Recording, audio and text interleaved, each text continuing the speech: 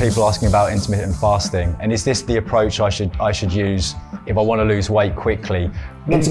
What's your thoughts on intermittent fasting is a great example. Men, not men, all of us, lots of the general population will fixate on intermittent fasting. And some clown will come out with a book saying they've got the secret to losing weight, the secret to getting lean, and they'll say it's intermittent fasting. Next year they'll say it's ketogenic dieting, you know, low carbs, whatever it may be, zero carbs. Fad to fad to fad to fad to fad. All of them work as long as you control your calorie balance. Simple as that. Simple as that. You get people asking about the carnivore diet.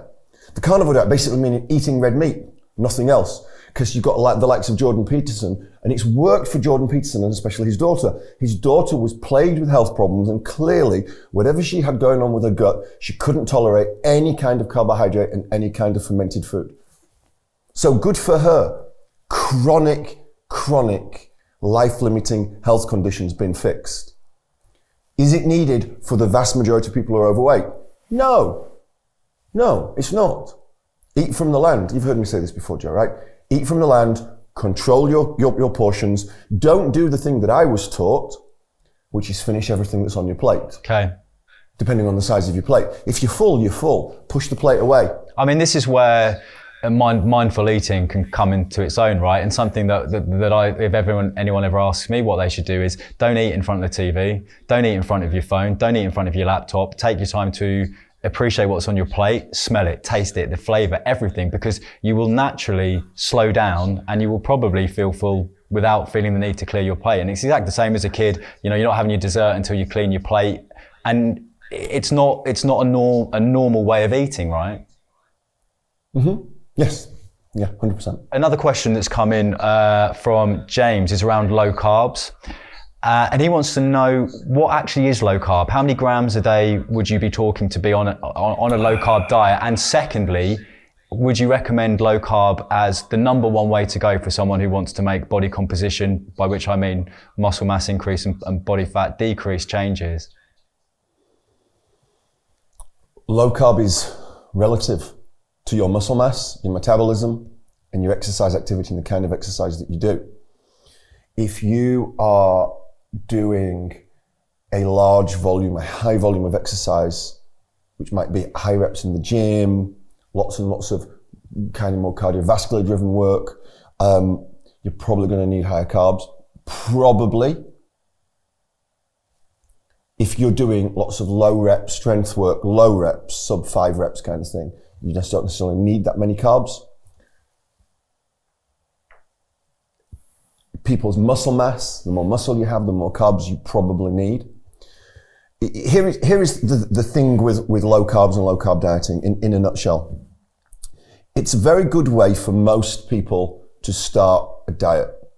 The reason why it's a very good way for most people, for most overweight people, not all, but most, is because the very fact that you are overweight means your body does not respond so well to carbs. Just doesn't respond so well. It's what's called insulin sensitivity or insulin insensitivity in this case. Okay.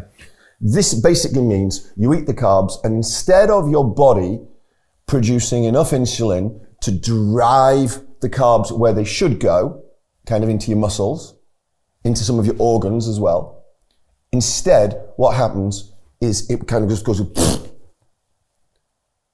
the insulin receptors are deaf. You've got to produce too much insulin. You've got to force it all in. And what happens basically, the more overweight you are, the more likely the carbs you eat will end up being stored as fat. So a very lean person, someone like you, overeats by 500 grams of carbs a day. It's not going to touch the sides with you for a little while. An overweight person, a sedentary person, someone that gets older, all of these things, someone with very low muscle mass, all of these things are like competing factors. You're going to have a problem. So I like low carb dieting for the vast majority of people for anything from 5 days to 50 days or 100 days. That's a real outlier. Typically 5 to 15 days, let's say. Just gets you started on the diet. It's a no-brainer. You know, when you cut out carbs, you're cutting out a huge amount of the potential junk. But so it just sets some habits. And what you do when you go low carb, you get a quick win. You lose some weight quite quickly. You don't necessarily lose fat. You might lose water, might lose a bit of inflammation. But I think the scale goes down, you feel a bit slimmer, you feel a bit lighter on your feet, and then this is positive reinforcement for the diet. And you can add carbs in then. And again, as I said, the leaner you get, the more you deserve your carbs. I think the key thing there is the more muscle you have, the more you deserve your carbs. I'm sorry, Nick, that I'm going to have to keep talking over you, but I think it's the only way I'm going to get a word in edgeways here. I think the key thing with the carbs as well is people think either carbs are good or carbs are bad, where the average person, as you said, eat from the land. If you cut out all of the processed carbs, it's not the end of the world if you're having some carbs through more natural sources, right? Vegetables are carbs, for instance. It's about doing something that's going to be sustainable. And in my experience, where I see people come undone, is they'll go, right, no carbs, that's it, no more carbs at all. And within 2 days, they're pulling their hair out because they can't sleep and they're moody and they're falling out with their partner. Right, and those are the people that shouldn't go on low carbs, or they've just gone too hard, too fast. And again, lower carbs could be 100 grams, could be 50 grams, could be 150 grams. Cutting carbs back is useful for most people. Having days of low carbs or no carbs for all of us as adults is probably a good idea again, just to resensitize the body. So the first step for somebody watching this who maybe doesn't have a ton of knowledge about training, about nutrition, they're a bit unhappy with how they're looking and how they're feeling, what would your advice be first and foremost to cut out the processed carbs, to cut out the sugar, for instance, or to massively look to reduce My first advice for most people, if they're not guided by a professional, is fix your breakfast. Okay. Start with the first meal of the day, the thing that sets you up, because it sets you up. What you put in your mouth first thing in the morning, no innuendos there, sets up the neurotransmitters for the rest of the day. So start the day off in a way that doesn't end up causing a blood sugar crash. Give us an example. A bowl of cornflakes is not the right way for most of us. A bagel is not the right way for most of us. Fruit, granola, low-fat yogurt is not the ideal way. Most of us would benefit from fats and proteins. So, bacon and eggs is better than a bowl of cornflakes for sustained energy and for not going, okay, it's lunchtime, now I'm going to pig out, or it's 11 o'clock, oh, I'm crashing, I'm going to have my latte and my muffin.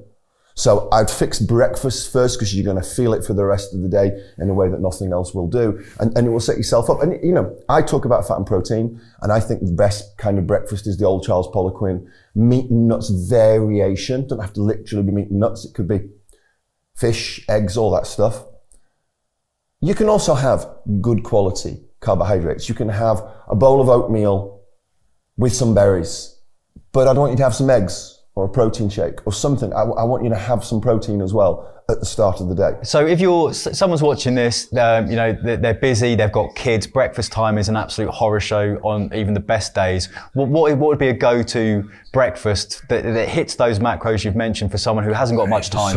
There's so many. Don't allow yourself to have an excuse. Well, you can make a protein shake, and in a protein shake, in a blender, if you've got a blender, you can put anything in a blender. You can put nuts and nut butters, fruit, protein powders, eggs, yogurt, whatever you want to do. Oats, if I've not said that already. Or, how long does it take to scramble some eggs? Yeah. 60 seconds. Or, you can, if you can't face that kind of food in the morning, get some yogurt, or a variation of yogurt, put some berries, put some fruit into it, put a bit of protein powder in if you want, if you need it, might not need it, bung some oats in it, eat it. It takes 30 seconds. I feel eat it on the go, eat it in the car, eat it while you're walking to the bus stop. There isn't a valid excuse. There's not a valid excuse. There's a lot of people watching this will have followed you for years, will be training in the gym. This isn't a question for them. I want to address this question for the person who's never really done any exercise before and who doesn't really know anything about nutrition.